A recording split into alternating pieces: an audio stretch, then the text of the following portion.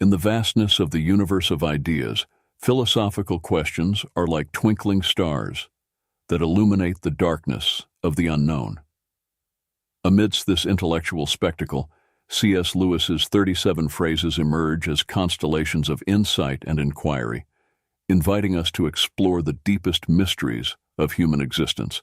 These brief yet impactful words serve as portals to a journey of reflection and discovery. What do these phrases reveal about the nature of truth, morality, and life itself? How do they challenge us to rethink our own conceptions and delve into the depths of human thought? In this analysis, we will unravel the power of these C.S. Lewis phrases and explore the universal truths they reveal. 1. Everything changes, nothing ever stays the same. C.S. Lewis's quote addresses a fascinating and often paradoxical aspect of human experience: the nature of time and our perception of change. The first part of the statement, "Everything changes, nothing remains the same," reflects a fundamental truth in many aspects of life and the universe. From the laws of physics, which show that the universe is in a constant state of change and evolution, to transformations in society, technology, and our personal lives, change is a constant. The second part of the quote, "Isn't it funny how day by day nothing changes, but when you look back everything is different," speaks to how we perceive time and change in the short and long term. In day-to-day life, changes may seem insignificant or imperceptible because we are immersed in our routines, and the small daily variations do not seem to significantly alter the course of our lives. 2. There are far, far better things ahead than the ones you leave behind. This phrase by C.S. Lewis is an invitation to optimism and hope, encouraging us to look to the future with a positive perspective. The central idea is that, regardless of the losses or challenges we face, the future holds possibilities and joys that surpass what has been left behind. This thought can be particularly comforting in times of transition or loss, reminding us that closing one chapter in our lives makes room for the beginning of another, potentially more rewarding and enriching one. Lewis, with this statement, also touches on the transitory nature of life and the importance of not clinging excessively to the past or material things. Excessive attachment to what has been can prevent us from fully embracing new opportunities and experiences. The idea that the best is yet to come serves as a reminder to keep our minds and hearts open to the infinite possibilities the future holds. 3. Nothing in life ours to keep. This idea can be interpreted in various ways. In a material sense, it suggests that generosity and the act of sharing with others can enrich our own life experience, providing a sense of satisfaction and purpose that simple accumulation of material goods cannot offer. On a deeper level, it can be argued that only through generosity and altruism can we truly experience the richness of life, as it is in giving that we receive. Furthermore, Lewis may be touching on a broader spiritual or philosophical truth, where true freedom and fulfillment come from transcending selfishness and excessive attachment to worldly things. By opening ourselves to others and connecting to something greater than ourselves, we can find a sense of possession and belonging that is deeper and more enduring. 4. Give up yourself, and you will find your real self. This concept, often explored in spiritual and philosophical contexts, suggests that the true essence of who we are can only be found when we abandon the ego, superficial desires, and pretensions. Lewis is encouraging us to look beyond the layers of identity constructed by society, expectations, and our own ego. By giving up yourself, he refers to the act of setting aside these superficial layers to discover the true self that resides on a deeper level. This implies a process of detachment from material desires, selfish ambitions, and the relentless pursuit of external approval in order to connect with more authentic and enduring values. 5. Don't doubt your value.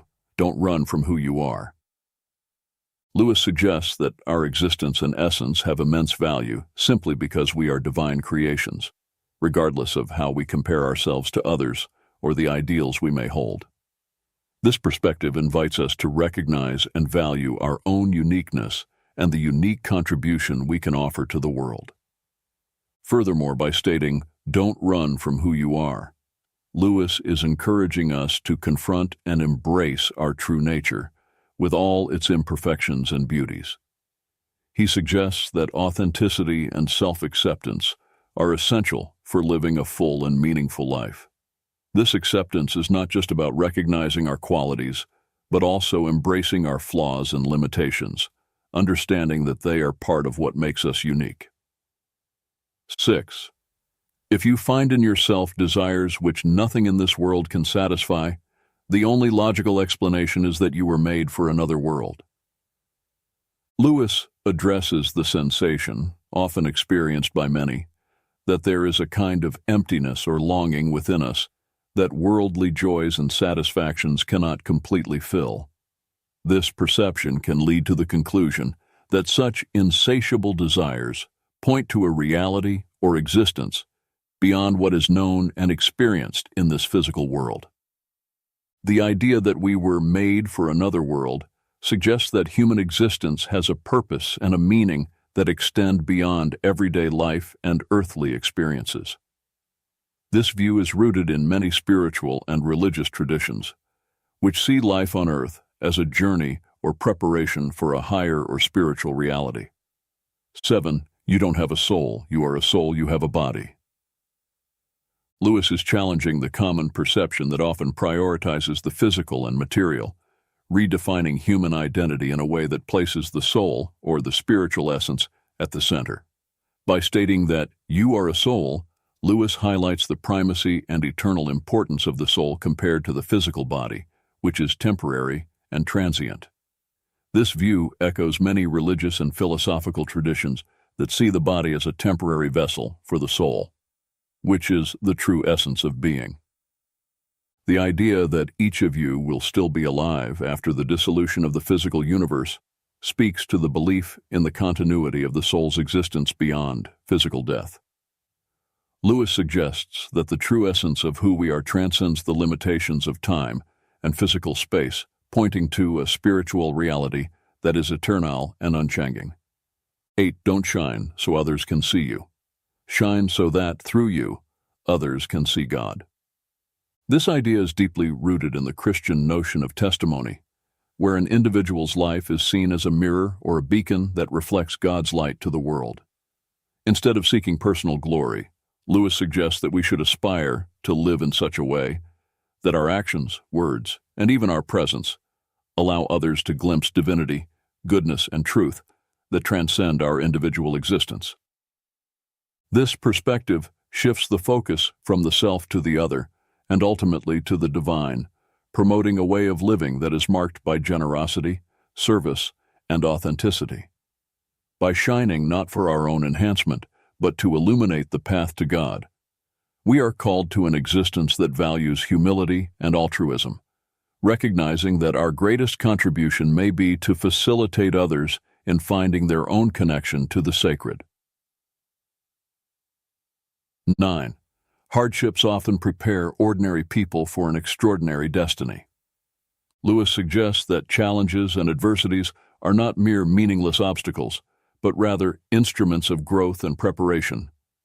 Difficulties have the potential to transform us, shaping our character and refining our virtues in ways that prosperity and ease simply cannot. This process of growth through adversity is often what prepares us to take on larger roles and responsibilities, leading us to destinies that far surpass our initial circumstances.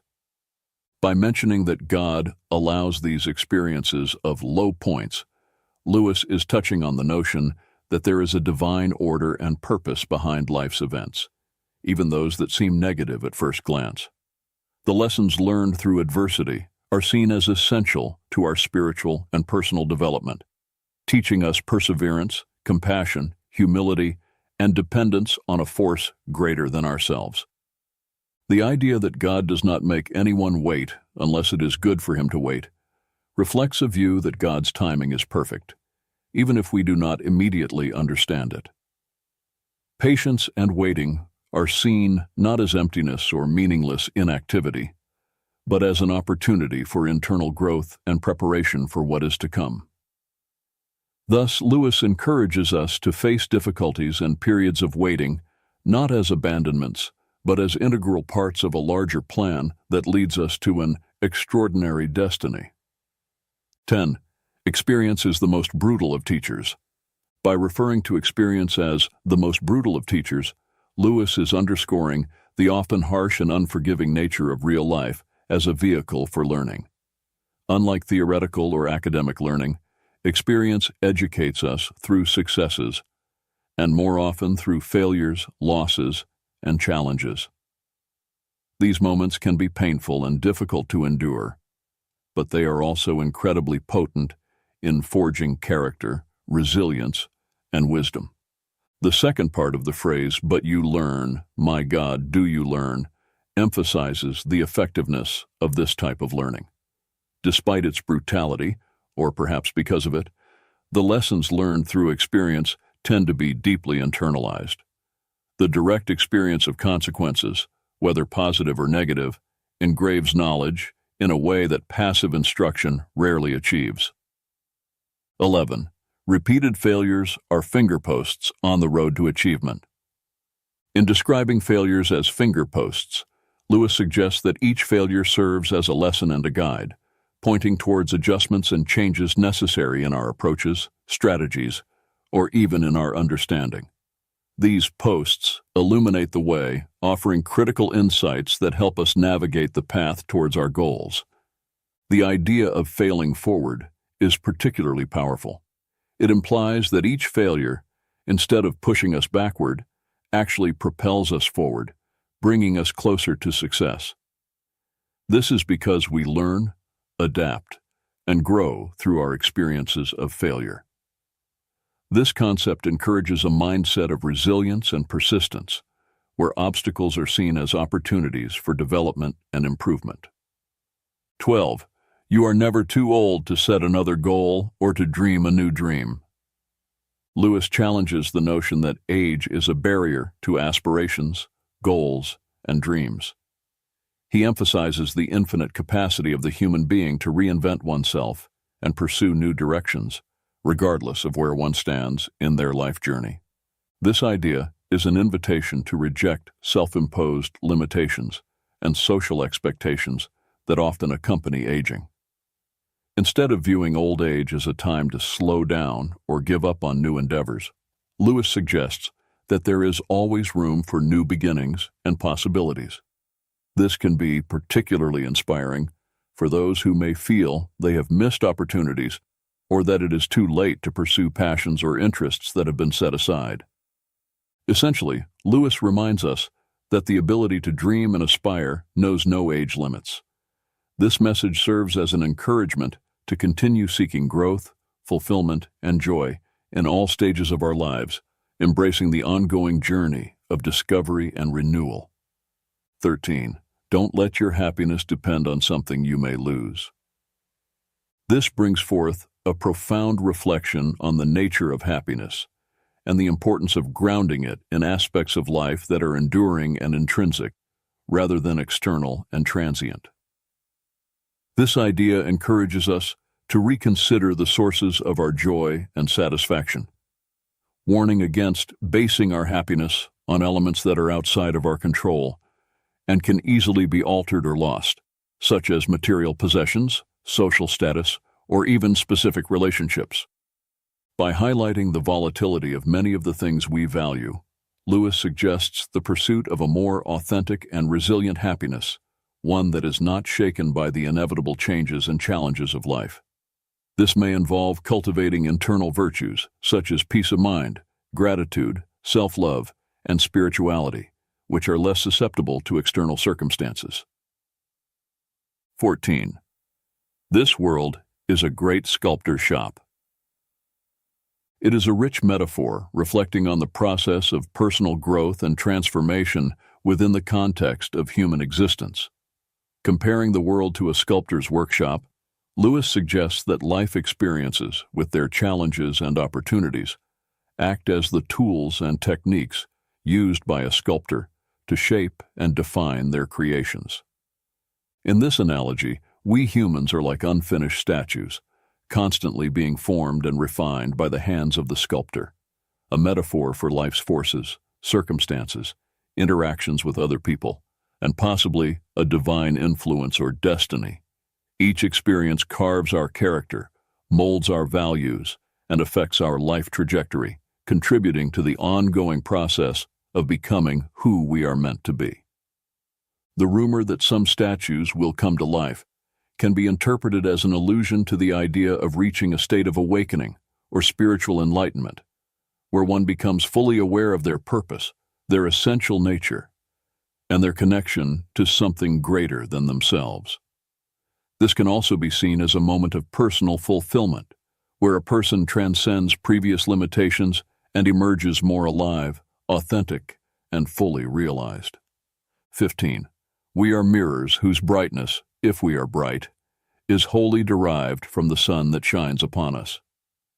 Comparing ourselves to mirrors suggests that our value and brightness are not inherent, but reflected from a larger external source, in this case, symbolized by the sun. This source can be interpreted in various ways, including love, truth, beauty, or in a spiritual context, the divine.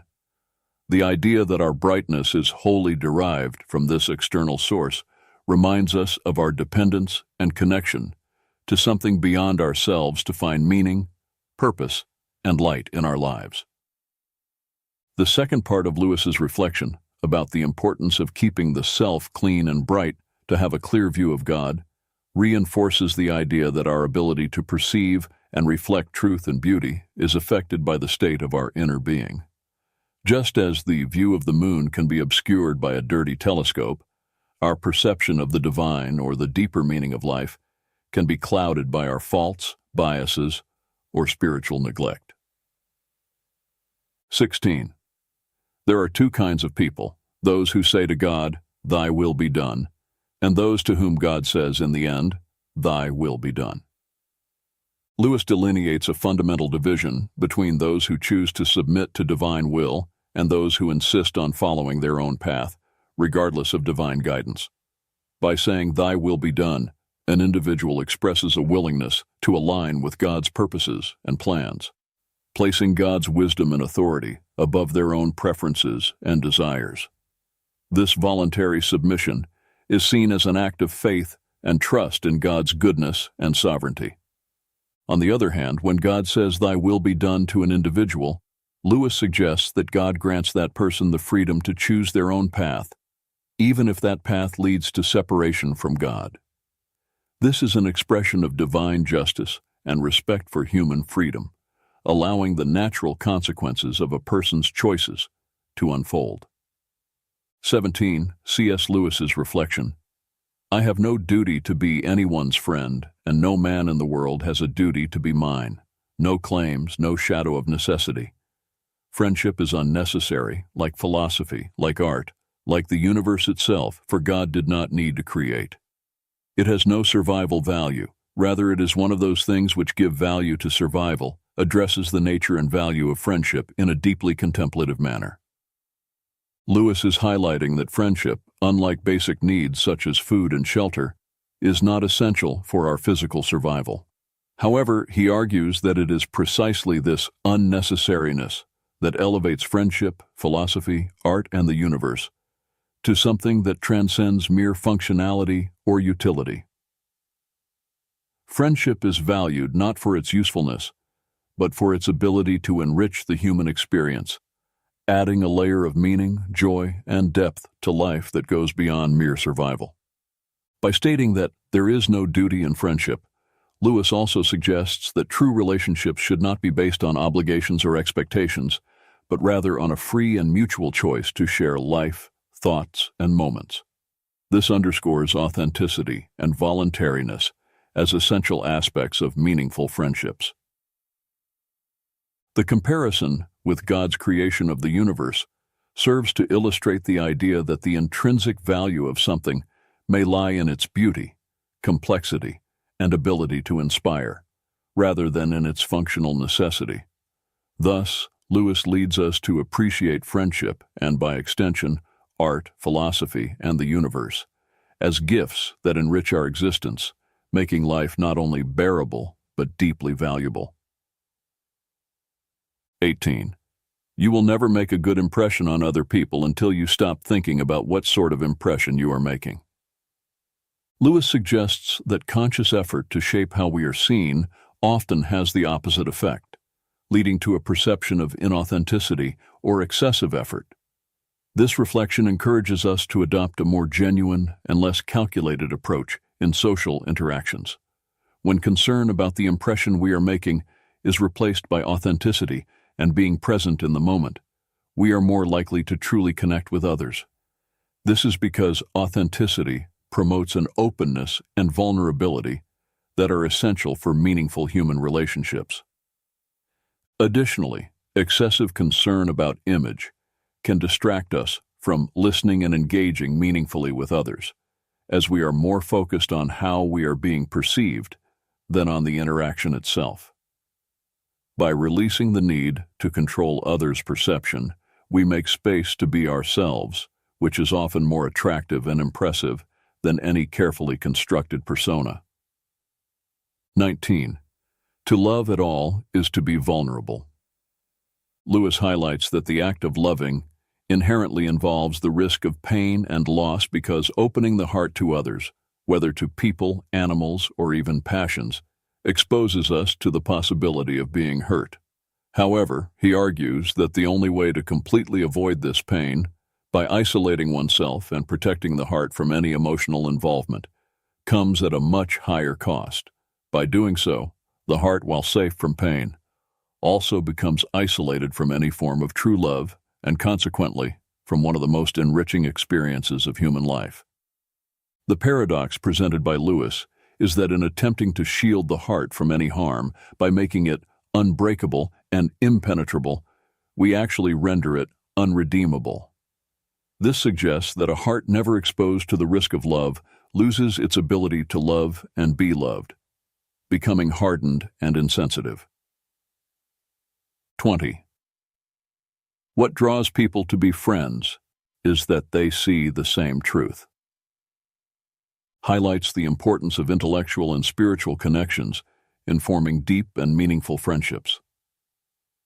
Lewis suggests that at the core of true friendships, there is a mutual recognition and appreciation of certain values, ideas, or fundamental truths that transcend superficial circumstances or passing interests.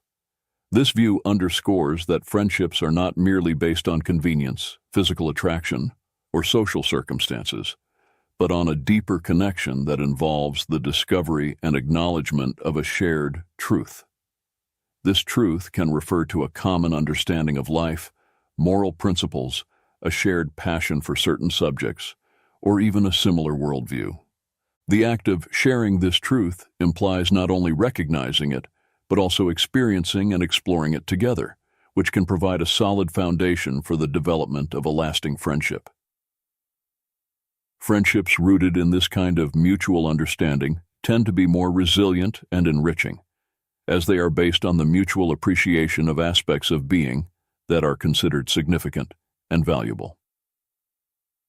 21. Love is a steady wish for the loved person's ultimate good. Lewis redefines love beyond the common notion of intense emotion or physical attraction. He presents love as an active and deliberate commitment to the well-being and happiness of the other person, regardless of circumstances or one's own emotions. This conception of love as a steady wish emphasizes the volitional and intentional nature of true love.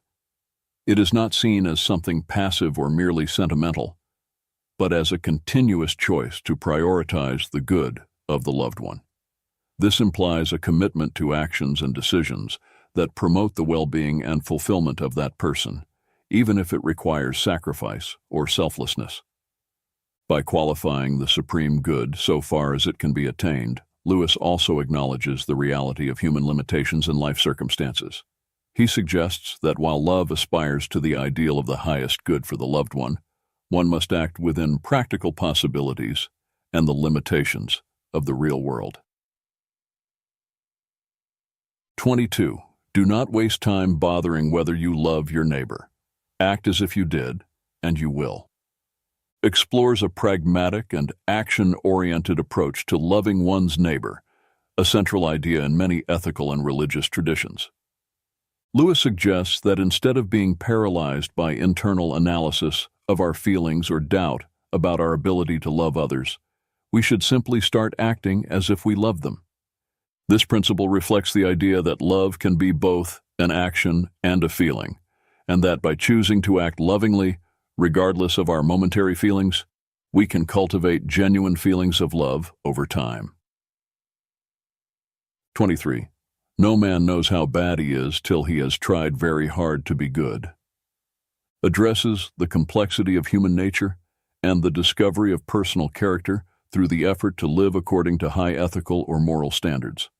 Lewis suggests that it is in the process of striving to act rightly and do good that we often come face to face with our own failures, limitations, and negative tendencies. This reflection implies that understanding our own imperfections and the ability to recognize our faults are amplified when we put ourselves to the test, seeking to live virtuously. This can be a humbling experience as we discover that goodness and virtue are not as easily achieved as we might have imagined, thus revealing the depth and persistence of our flaws and weaknesses. 24. In God there is no hunger that needs to be filled, only plenteousness that desires to give, reflects a profound theological view on the nature of God and the relationship between the divine and humanity. Lewis suggests that God, being a being of fullness and perfection, has no needs or lacks. Instead, he is an infinite source of generosity and giving.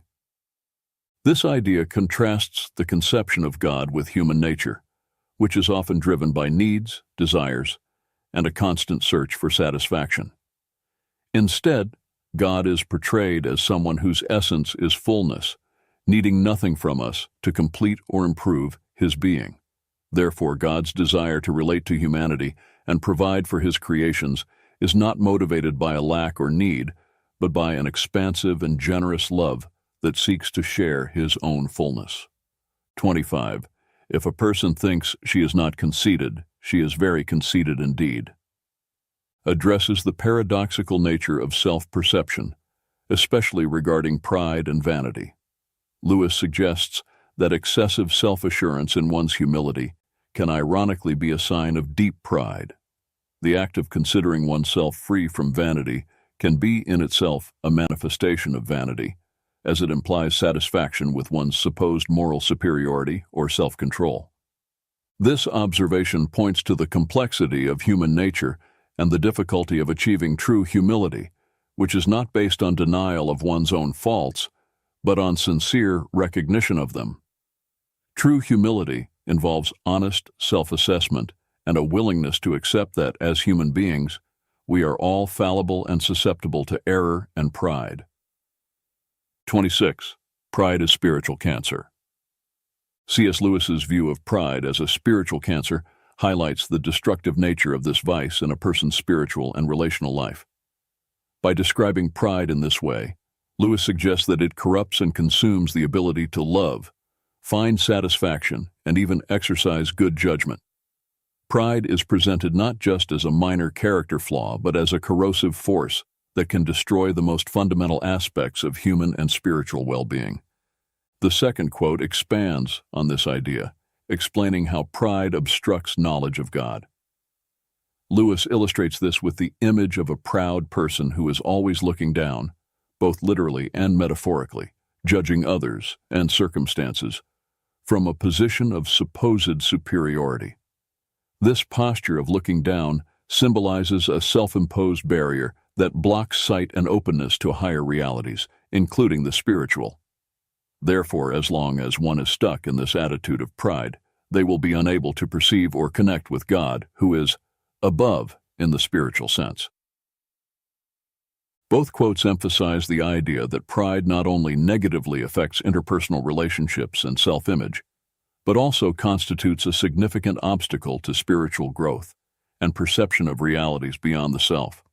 Lewis invites us to recognize pride as a serious impediment to love, genuine happiness, and wisdom, encouraging a constant pursuit of humility as a path to spiritual health and true knowledge. 27. Only the pure in heart want to see God. This quote distills a profound truth about the nature of spiritual longing and the necessary condition for genuine seeking of God. Lewis suggests that purity of heart is not only a quality that makes someone fit to encounter God, but also the very characteristic that awakens the desire to seek Him. Purity of heart can be understood as a cleansing of intentions, an absence of falsehood or duplicity, and a sincerity in the pursuit of truth and good. This purity involves an orientation of the being toward what is genuine and good, free from the distortions of selfishness, pride, and disordered passions that can obscure spiritual vision and deflect the quest for truth.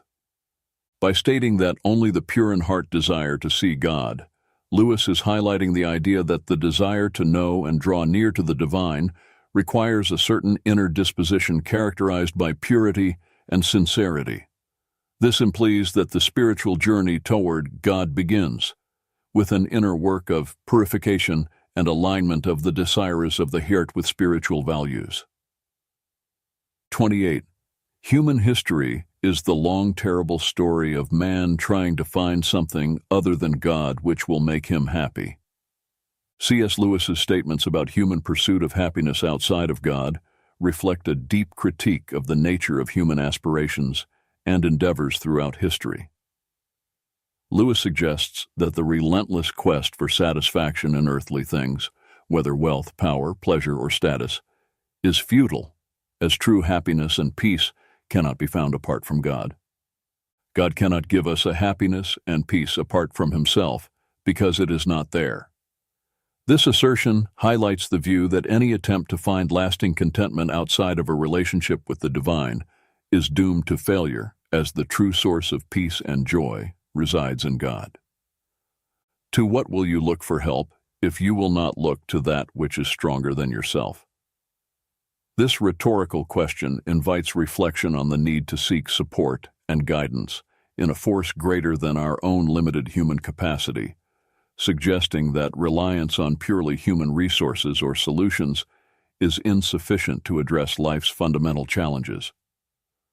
All that we call human history, money, poverty, ambition, war, prostitution, classes, empires, slavery, is the long, terrible story of man trying to find something other than God which will make him happy.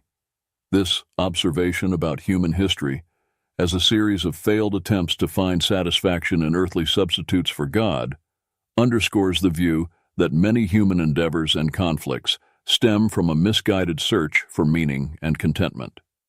Together, these reflections by Lewis challenge us to reconsider the sources in which we seek happiness and purpose, encouraging a reorientation toward spiritual values and a deeper relationship with the divine as the path to true satisfaction and peace. 29. Forgiving does not mean excusing. This quote distinguishes two fundamental attitudes toward dealing with offenses or mistakes. By stating that forgiveness does not equate to excuse, Lewis highlights the importance of acknowledging the seriousness and reality of an offense without allowing it to perpetuate resentment or hostility. Forgiveness implies a conscious decision to release resentment or the desire for retaliation against someone who has wronged us, even when we recognize that the act committed against us was wrong and unjustifiable. This distinction is crucial because it recognizes the responsibility of the offender without allowing that offense to dominate future relationships or the emotional state of the offended party. In contrast, excusing someone often involves minimizing the offense or justifying the offender's behavior, potentially ignoring the harm caused. Thus, excusing can inadvertently enable or validate harmful behavior.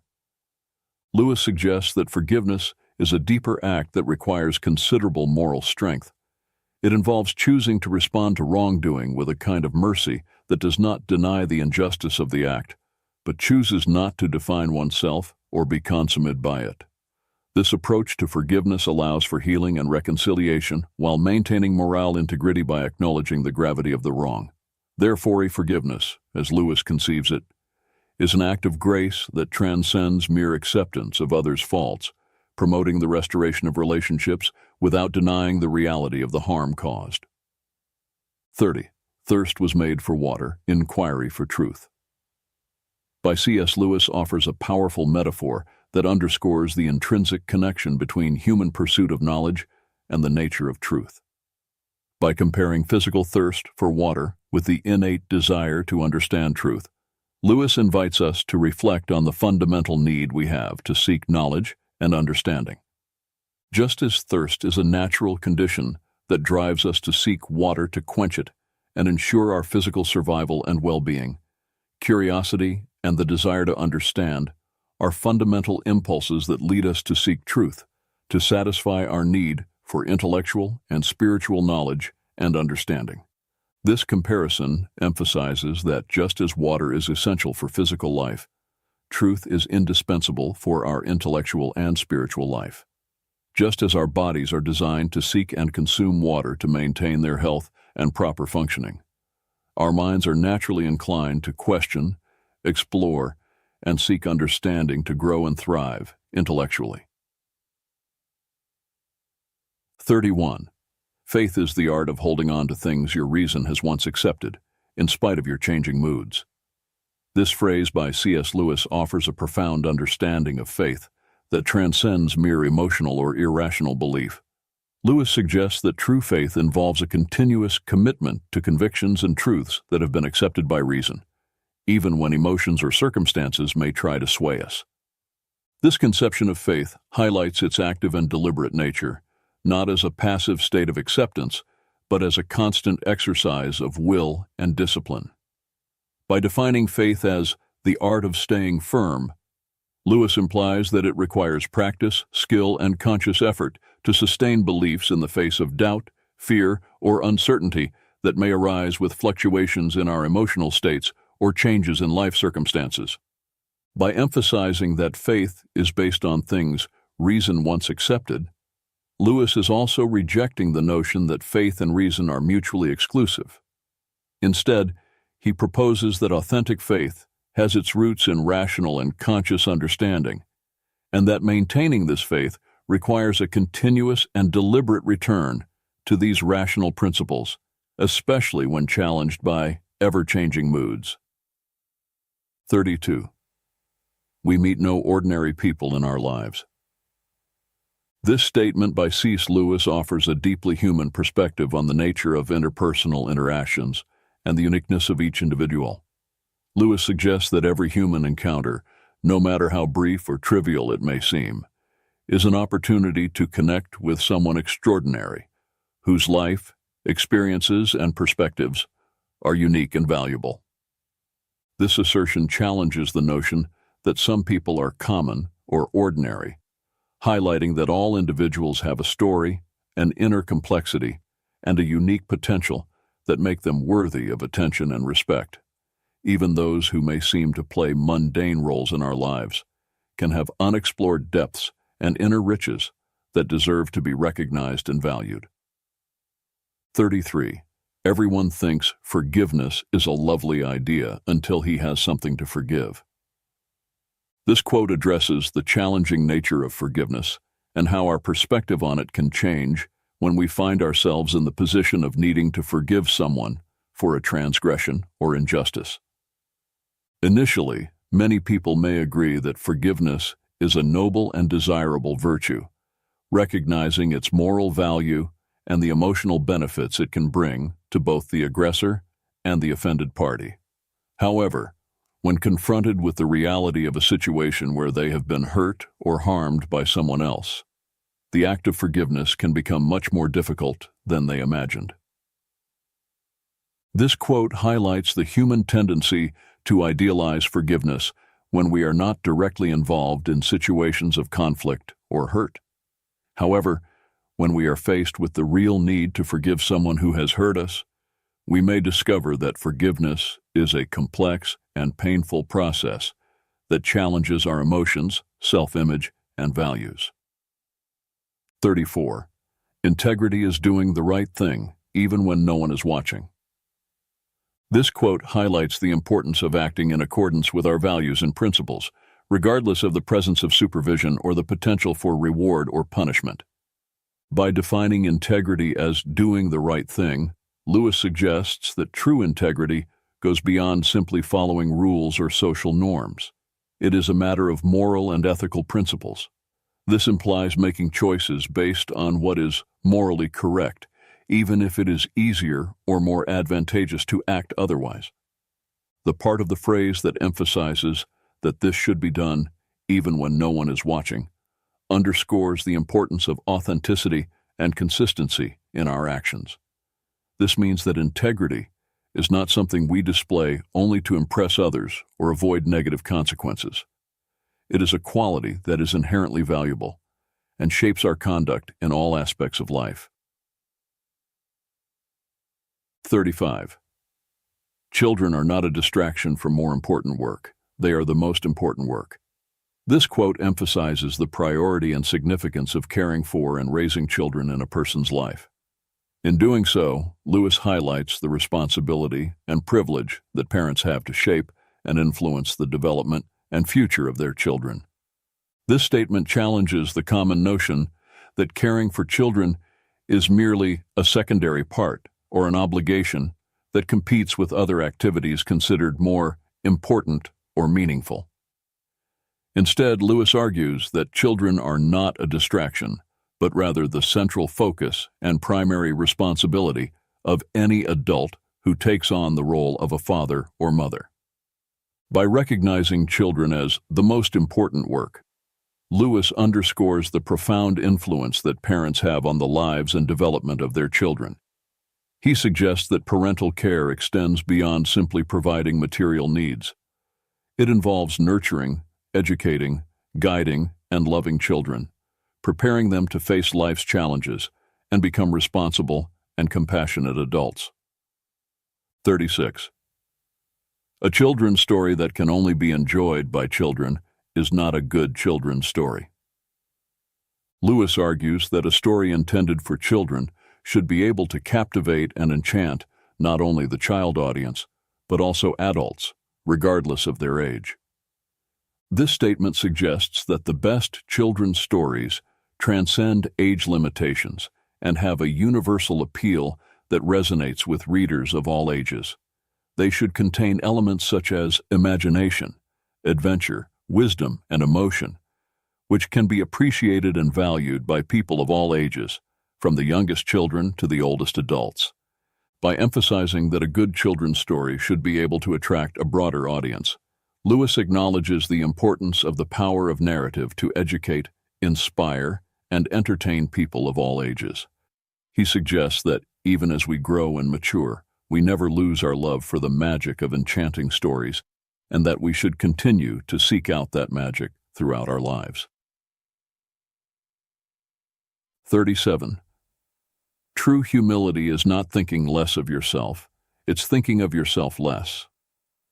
By stating that true humility is not thinking less of yourself, Lewis highlights that self-esteem and recognizing one's own worth are not incompatible with humility.